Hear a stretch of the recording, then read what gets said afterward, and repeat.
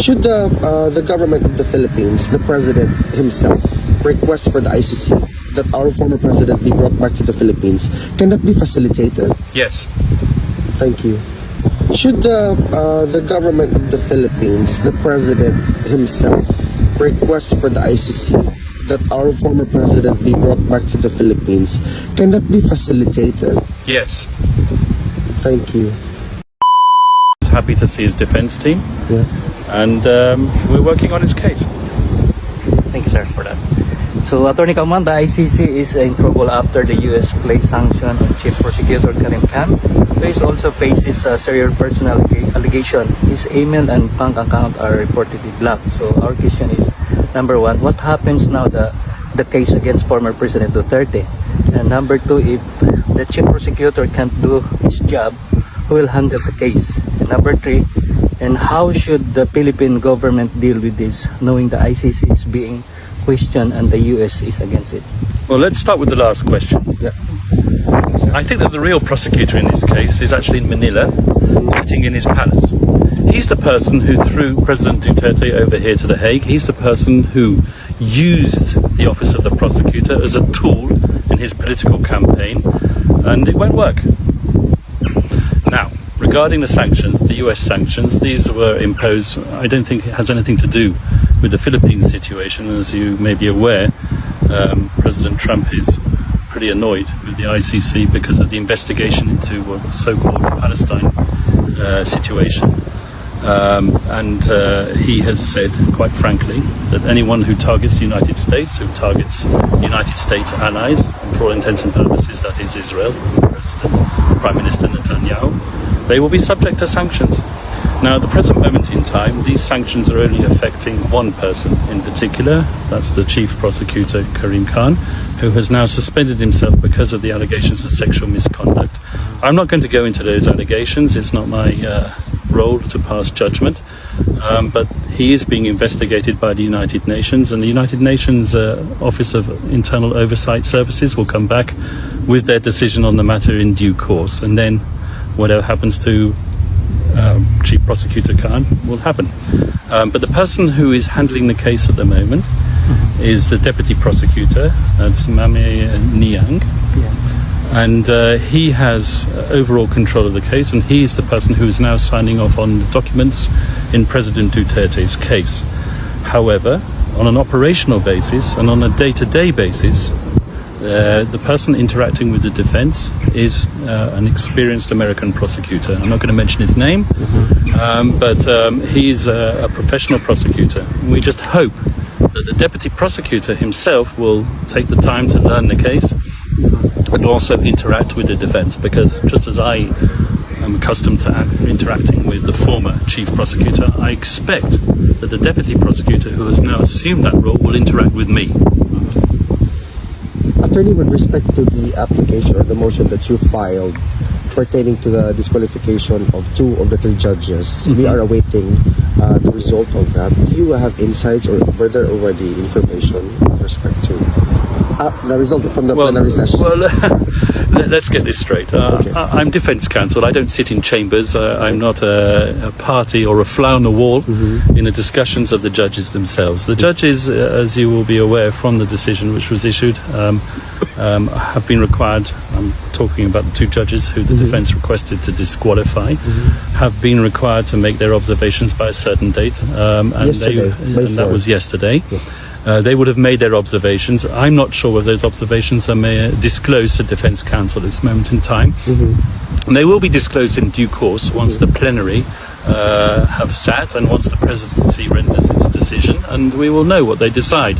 Let me make one thing clear. We invited the judges to disqualify themselves, or to excuse themselves, right, as a matter of courtesy and out of respect. They said that we shouldn't do that. Well, we shouldn't do that, but we acted out of politeness and courtesy. It's not our position to criticise judges. Judges are independent, they have a degree of integrity, that's presumed integrity, and we're the last people to question their integrity. However, this whole issue with respect to jurisdiction has already been litigated, and litigated extensively, and those 2 judges were party to that decision. That's what the request for disqualification is all about. Attorney, it is also a known fact that the former president is now the mayor of City of Davao. Are you already processing everything with respect to his oath taking?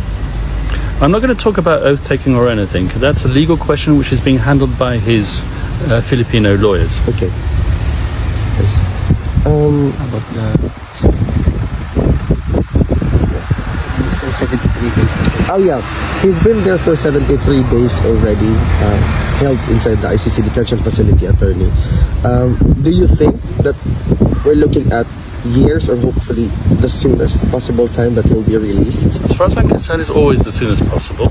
As I've told you many times before, there are certain preconditions which have to be met before an individual can be released at the ICC. It's not like one of your run-of-the-mill criminal cases where you can post bail and just get out and go home.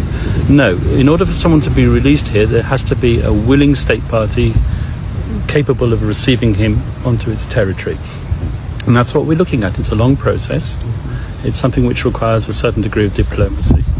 And let me just come back once again to this whole issue of the elections. Okay? People miss the point. Okay. The former president won a landslide victory. Yes. As far as I'm concerned, that's a finger in the eye to the people who threw him over here. Correct. That's the real point of the elections. It was a protest vote. Yes. Attorney, with respect to the prosecution's request or motions, twice they were granted that the presentation of witnesses will be extended. What is the implication of that with relation to the longevity of the trial in general? Well, perhaps if we feel that we've been disclosed statements and witnesses' evidence at a late stage, then it could formulate a request on my part for the postponement of the confirmation hearing, but I'm not asking to postpone a confirmation hearing at the present moment in time at all. In fact, I'm quite happy for it to be brought forward, and I wish it would be. Because currently, attorney, there has been a report that one of the senator of the Philippines found out that there were ICC investigators already in the Philippines right now trying to ask retired policemen or policemen to sign a what do you call that? An affidavit, affidavit. to strengthen their case here in the ICC. Is this also in line with the particular request that they have to delay the presentation of the witnesses? I don't know what's going on in the office of the prosecutor. I've heard these allegations. I'm certainly not going to comment on the evidence in a media interview. I'm not allowed to do that, and I do not propose to do that. Okay. But I've certainly heard of these allegations, and they will be processed by the defense team and used in due course. Should the government of the Philippines, the president himself, request for the ICC that our former president be brought back to the Philippines, can that be facilitated? Yes. Thank you. Attorney, is there something that you want to address the Filipino community all over the world with respect to what's happening, what we see as an illegal detention and the curtailment of his freedom as a Filipino citizen? I want to tell the Filipino community around the world who support the president to keep your spirits up, to support him, but to support him lawfully. Yes. And with all respect for due process, the judges and the victims, who I've said time and time again have an important role to play in this case. Yes. And they have a right to have their voices heard. So respect that. Has nothing to do with his innocence. We will fight for that. We will hopefully bring him home soon. Thank you Thank you, very much. attorney. Have a great day.